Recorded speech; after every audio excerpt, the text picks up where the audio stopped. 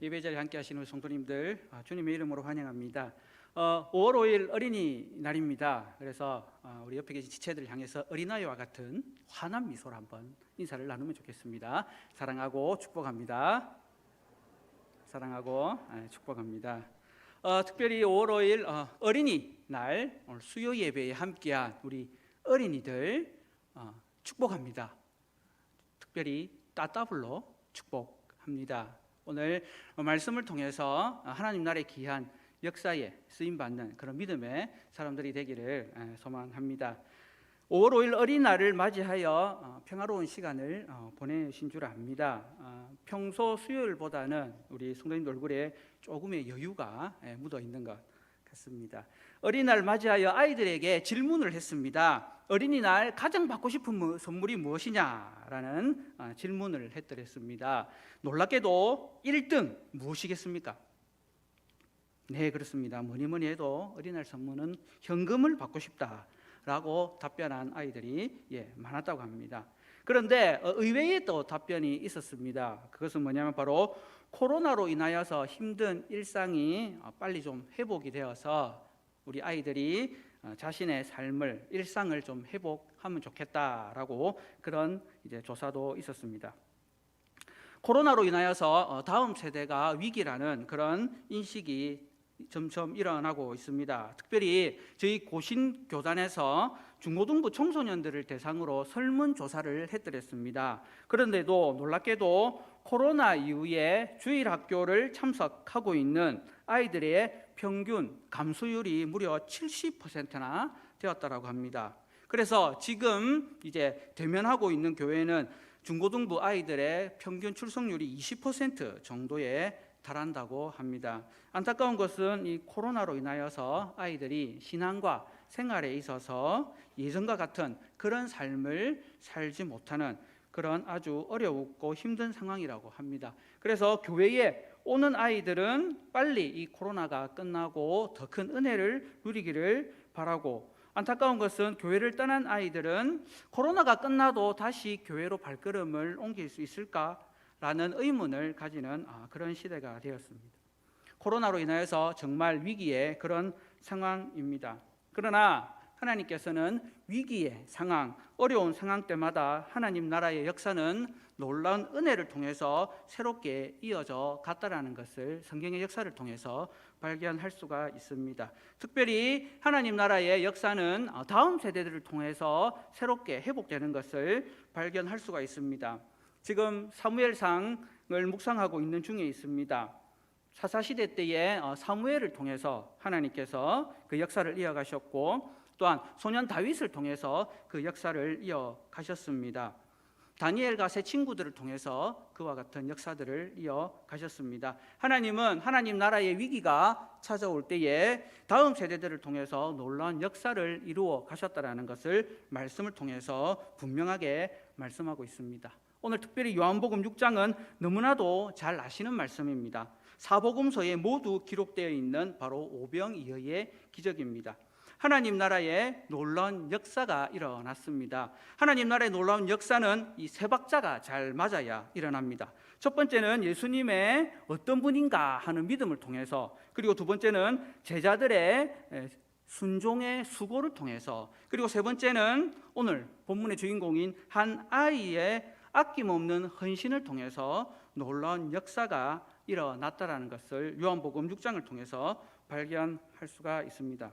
먼저 오늘 6장 6절 말씀을 5절 말씀을 같이 한번 읽어보겠습니다. 시작.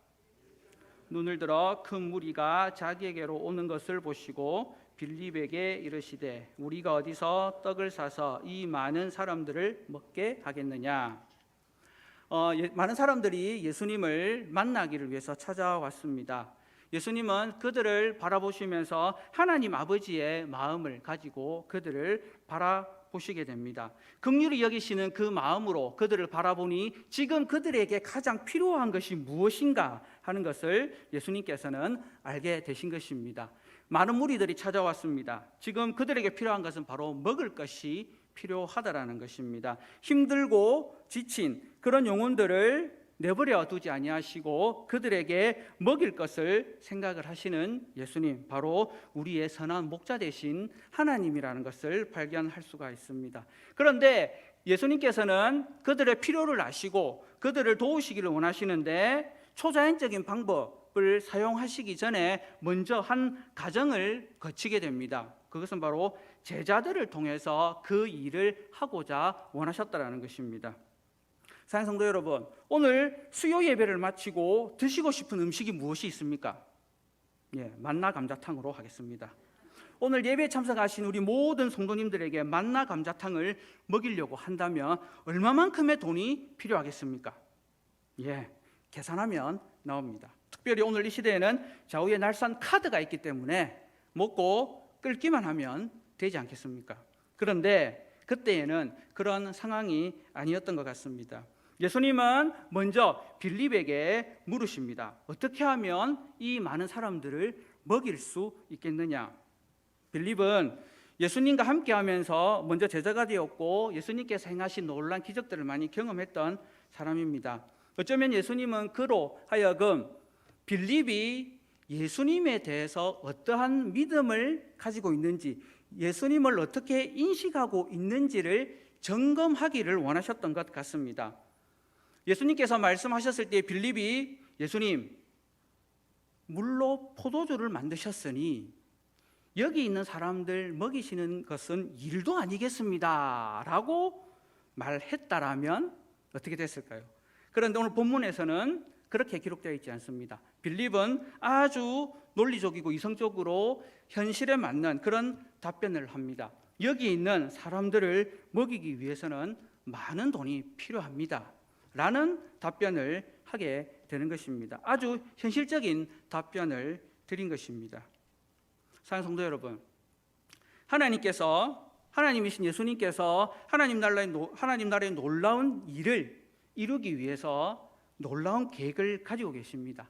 그런데 그 계획과 그 일은 우리 예수님께서 혼자 진행하시는 것이 아니라 그와 함께한 제자들을 통해서 이루어내기를 원하셨던 것입니다. 그래서 특별히 사람들을 먹이는 이 일에 예수님께서는 하나님의 마음으로 무리들을 바라보았고 그들의 필요를 채우기 위해서는 예수님께서는 그와 함께한 제자들, 그들의 수고를 통해서 그들을 먹이기를 원하셨던 그런 계획이 오늘 이 질문 가운데 묻어 있는 것입니다. 마음이 힘들고 어려울 때 참 먹는 게 중요한 것 같습니다. 저는 예수님 믿고 처음 교회 갔을 때 4주 동안 무엇을 먹었는지 지금도 기억하고 있습니다. 그때 들었던 말씀은 전혀 기억나지 않습니다. 교회 처음 갔을 때의 첫 주일 점심 때는 미역국을 먹었습니다. 두 번째 주일에는 어묵탕을 먹었습니다. 세 번째 주일에는 시래기국을 먹었습니다. 그리고 마지막 네 번째 주는 국수를 먹었습니다. 그런데 놀랍게도 1년 내도록 12달 그렇게 반복되는 것을 알게 됐습니다. 미역국이 나올 때는 미역 반찬만 나왔고 어묵탕이 나올 때는 어묵 반찬만 나왔습니다. 시래기국이 나올 때는 시래기 반찬만 나왔고 특별히 국수 먹을 때는 단무지가 나왔더랬습니다. 그때 먹었던 게 지금도 생생하게 기억이 됩니다. 하나님이신 예수님께서는 그 무리들을 먹이시기 위해서 놀라운 계획을 이제 계획하시고 일을 진행하시려고 합니다. 그래서 먼저 빌립에게 물었습니다. 그리고 빌립의 대답 이어서 오늘 본문에서는 8절 말씀을 같이 한번 읽어보겠습니다. 시작. 시몬 베드로의 형제 안드레가 예수께 여짜오되, 빌립이 이야기하고 다음 시몬의 형제 안드레가 등장합니다. 오늘 본문 말씀으로는 답변이 바로 이어지는 것처럼 보이지만 바로 이어지지는 않습니다.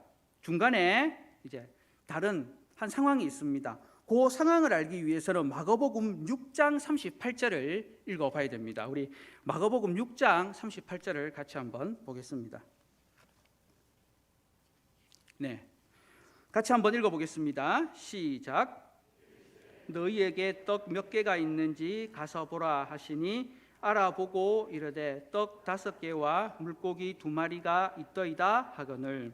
요한복음에는 상세하게 기록되어 있지 않지만 마가복음에서는 어떻게 떡 5개와 물고기 2마리가 그들에게 생겼는지를 이제 오늘 말씀하고 있습니다.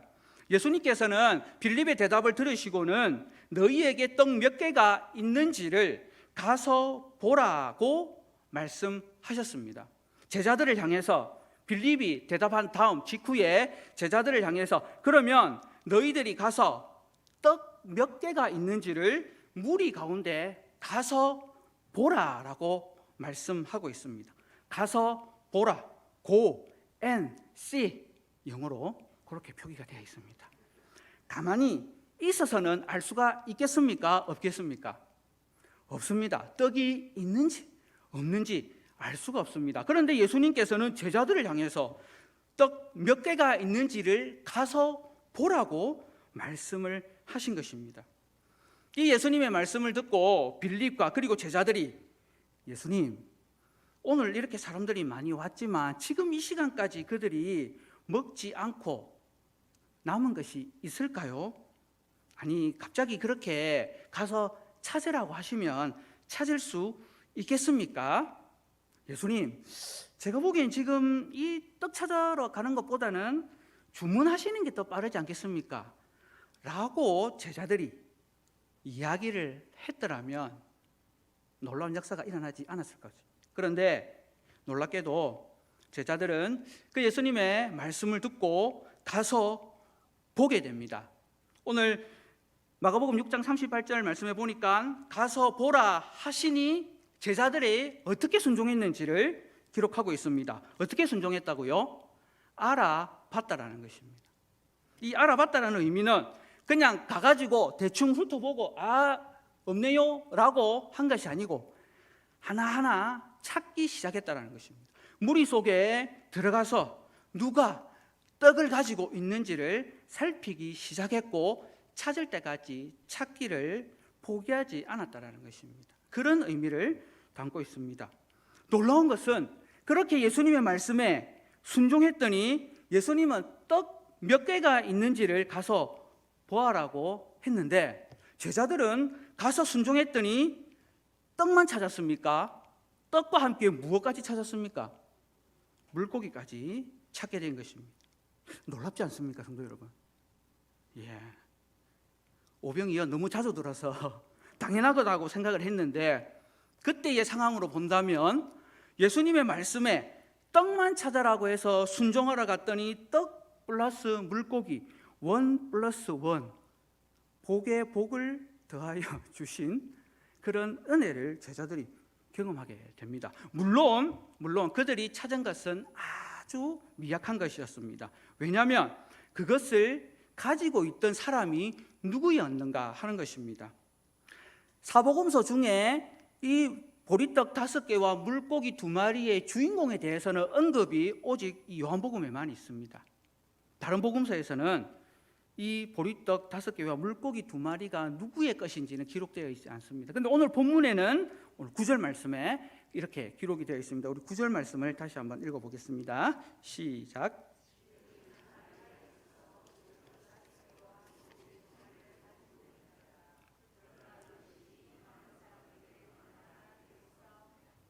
이 보리떡 5개와 물고기 2마리의 주인은 한 아이라고 소개하고 있습니다. 그런데 오늘 본문에 기록되어 있는 이 한 아이는 아주 어린 일반적인 아이라기보다는 조금 성장해서 지금 우리로 치면 약 초등학교 고학년에서 중학생 정도 되는 나름 사리 분별을 할 줄 아는 그런 아이를 이제 오늘 본문에서는 한 아이라고 표현을 하고 있는 것입니다. 제자들이 예수님의 말씀을 듣고는 무리들 가운데서 떡을 가지고 있는 사람들을 찾기 시작하는 겁니다. 사랑하는 성도 여러분, 참 어렵게 이제 자기가 이제 먹지 않고 남겨둔 이 보리떡 5개와 물고기 2마리는 어쩌면 이 아이에게 있어서는 아주 소중한 자신의 전부와 같은 그런 가치가 되지 않겠습니까? 그래서 제자가 물었을 때에 없습니다 라고도 말할 수 있지 않았겠습니까? 물론 오늘 본문에서는 이 아이가 거부하거나 숨기지 않았다는 것을 말씀을 통해서 확인할 수가 있습니다. 이 한 아이는 자기가 가지고 있던 보리떡 5개와 그리고 물고기까지 제자에게 보여줍니다. 그것을 발견한 사람이 바로 형제 안드레라는 것입니다. 이 안드레는 이 아이로부터 물고기와 떡만 받아서는 그냥 예수님께로 간 게 아닙니다. 이 아이를 데리고 그가 가지고 있는 물고기와 보리떡을 가지고 간 것입니다. 시몬 베드로의 형제 안드레가 야 그거 줘봐봐, 내가 가서 예수님께 드려야 되겠어 라고 가져갔다면 어쩌면 이 시몬 베드로의 형제 안드레는 자신의 영광을 드러내는 그런 모습이 될 수가 있었습니다. 그런데 안드레는 그렇게 하지 않았습니다. 한 아이를 바로 예수님께로 인도하게 됩니다. 그리고 예수님 앞에 여기 한 아이가 있습니다라고 분명하게 고백을 하며 이 아이가 가지고 있는 것을 통해서 하나님 나라의 역사가 이루어지기를 소망하게 됩니다. 그런데 이 안드레의 고백도 빌립의 고백과 매우 흡사합니다. 뭐라고 말하고 있습니까? 그것이 이 많은 사람에게 얼마나 되겠사옵나이까? 찾기는 찾았습니다. 예수님의 말씀에 순종해서 잔치를 베풀 수 있는 많은 음식은 찾지는 못했지만 기본적으로 보리떡 5개와 물고기 2마리는 찾았습니다. 그런데 이것이 지금 얼마만큼 큰 우리에게 유익이 되겠습니까? 라는 그런 의문의 믿음을 가지게 됩니다. 그리고는 이제 그 이후에 이제 읽지는 않았지만 10절부터 이어지는 이제 예수님께서 하나님 나라의 역사를 이루어 가시는 장면들로 기록을 하고 있습니다. 작은 것 드렸지만 그것을 통해서 하나님께서 어떻게 역사하시게 됩니까? 우리가 생각지도 못했고 생각지도 못했던 놀라운 방법으로 하나님께서는 역사하신다라는 것을 발견할 수가 있게 됩니다. 초도에 말씀드렸던 것처럼 위기 가운데 있을 때에 하나님 나라의 놀라운 역사를 누리기 위해서는 3가지가 맞아야 된다라고 말씀을 드렸습니다. 먼저는 우리가 고백하고 있는 예수님이 어떠한 분인가 하는 그 질문에서부터 시작이 됩니다. 사랑하는 성도 여러분, 예수님을 어떤 분으로 믿고 고백하고 계십니까? 어쩌면 우리 인생의 문제를 해결해 주는, 그래서 인생의 문제만 해결받으면 된다라고 생각하고 찾아오는 수많은 무리들 가운데에 우리의 모습은 있지 않으신지 우리 자신들을 한번 살펴보시기를 소망합니다. 물론 우리 하나님은 우리를 긍휼히 여겨주시고 우리를 모든 어려움으로부터 위기로부터 건져 구원해 주시는 하나님이십니다. 그런데 우리가 가져야 될 믿음이 분명해야 됩니다. 우리 어려운 상황 가운데에, 위기의 상황 가운데에 우리 하나님이 나를 건져 구원해 주시는 분이시라는 그 믿음의 고백이 저와 우리 성도님들의 고백이 되어야 됩니다. 우리 예수님을 전능하신 하나님으로 고백하실 수 있는 우리 성도님들이 되기를 주님의 이름으로 축복합니다. 그리고 2번째는 제자들이 예수님의 말씀에 기꺼이 순종했다는 것을 발견할 수가 있습니다. 어떤 이유를 들어서 그 일을 하지 않기를 원했다면 아마 이 놀라운 역사는 일어나지 않았을 것입니다. 그런데 제자들은 예수님의 말씀에 가서 보라고 한 그 말씀에 순종해서 나아갔다라는 것입니다. 수고하는 수고를 통해서 하나님 나라의 역사가 이어진다라는 것을 발견할 수가 있습니다. 비록 코로나라는 상황 가운데 있지만 교회의 본질을 위해서 대면 예배를 그리고 복음을 전하기 위해서 태신자를 품고 기도하는 이 일들을 하고 있습니다. 예수님께서 떡이 몇 개 있느냐라고 질문하셨을 때에 오늘 어쩌면 저 우리 성도님들을 향해서 품고 있는 태신자가 있느냐라고 라고 질문하신다면 우리 성도님들 무엇이라 대답하실 수가 있겠습니까? 품은 태신자들을 찾기 위해서, 만나기 위해서 즐거이 수고하는 헌신의 모습이 저와 우리 성도님들에게 필요하다라는 것입니다. 그리고 세 번째, 오늘 결론입니다. 한 아이가 여기 있습니다 라는 이 안드레의 고백은 한 아이의 아낌없는 헌신을 통해서 하나님 나라의 역사가 이어진다라는 것을 발견할 수가 있다면, 이 자리에 앉아 계신 우리 성도님들의 아낌없는 헌신을 통해서 하나님 나라의 역사는 분명히 이루어지는 그런 믿음의 확신을 가지셔야 할 줄 믿습니다. 사랑하는 성도 여러분, 이제 매 주일마다 아이들을 초청해서 축복하는 시간들을 가지고 있습니다. 지난 주일에는 영아부와 유치부 친구들이 오늘 2부 예배 자리에서 우리 성도님들의 축복과 그것을 통해서 하나님께서 주시는 복을 누리는 그런 시간을 가졌습니다. 오는 주일에는 이제 초등부 친구들이, 그리고 다음 주에는 중고등부 친구들이 이 자리에서 은혜를 잊게 됩니다. 이 은혜를 누릴 수 있도록 저와 우리 성도님들이 해야 될 역할이 무엇이겠습니까? 바로 오늘 시몬 베드로의 형제 안드레가 그랬던 것처럼 여기 한 아이가 있습니다 라는 믿음으로 그 아이들을 인도하는 것입니다. 물론 한 영혼 인도하는 것이 쉽지만은 않은 것 같습니다. 그런데 우리 성도님들 삶의 현장 가운데서 혹시 만나는 우리 다음 세대 아이들이 있다면 잊지 마시고 이 5월 가정의 달 가운데에 아이들을 축복하는 그 축복의 자리에 우리 자녀들을 인도할 수 있는 우리 성도님들이 되기를 소망합니다. 한 분 한 분이 여기 한 아이가 있습니다 라는 믿음으로 우리 아이들을 인도해 주시고 초청해 주시고 축복해 주시기를 소망합니다. 이렇게 다음 세대들이 축복을 받아야 코로나라는 위기 상황 가운데서 우리 신능교회가 새롭게 회복할 수 있는 은혜를 누릴 수 있게 될 줄 믿습니다. 물론 요즘 아이들이 잘 없습니다. 그렇게 말씀하실 수도 있습니다. 제가 얼마 전 학교 사역 가운데에 한 아이를 만나게 됐습니다.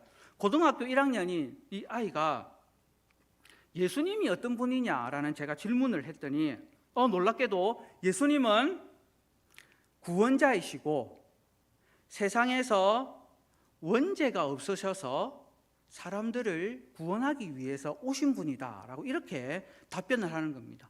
아니 어떻게 예수님에 대해서 그렇게 말할 수 있니? 라고 물었더니 자기는 교회는 다니지는 않지만 자기가 다니는 음악학원에서 이제 수업을 하는데 학원 선생님이 음악학원에서는 절대 스마트폰을 하면 안 된다 라고 해서 그럼 뭘 하면 되겠습니까? 라고 물었더니 책을 읽어라 라고 했답니다. 그럼 책이 어디 있는데요? 라고 보니까 학원에 다른 책은 없고 성경책만 있더라고요. 그래가지고 그때부터 성경책을 읽기 시작했는데 놀랍게도 이 아이가 성경책을 읽다가 예수님이 어떤 분인가 하는 것을 알게 됐다는 거예요. 저는 이 아이를 보면서 여기 한 아이가 있습니다. 이 아이를 하나님께서 건져 구원해 주시고 하나님 나라를 위해서 귀하게 쓰임받을 수 있는 믿음의 자녀가 될 수 있게 해달라는 기도를 드릴 수가 있었습니다.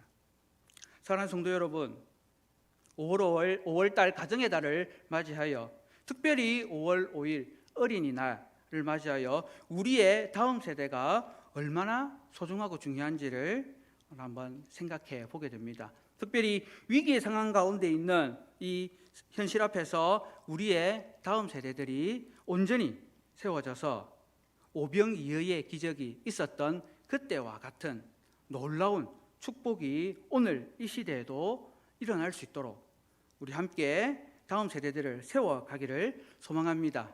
이 일을 위해서는 다시 한 번 더 말씀드리며 먼저는 하나님을 향한 바른 믿음이 우리에게 있어야 하는 것과 그리고 기꺼이 수고하는 순종의 모습이 있어야 된다는 것입니다. 그리고 한 아이를 통해서 역사하시는 그 하나님의 은혜를 기대하며 사모할 수 있는 우리 신흥교회 모든 성도님들이 되기를 주님의 이름으로 축복합니다.